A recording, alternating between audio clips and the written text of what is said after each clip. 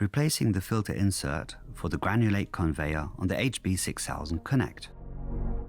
To replace the filter, you will need a 4mm Allen key and the filter insert M1500257770. Please note that the system must be disconnected from the power supply before replacing the filter. Always wear suitable protective clothing during the work.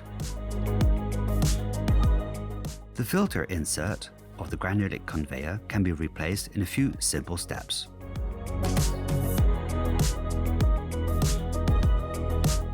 First of all, loosen the 3 Allen screws of the suction spout and lift it off the grid plate.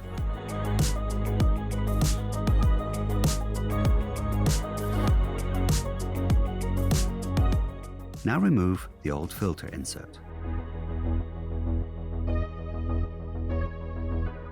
After inserting the new filter, reassemble in reverse order.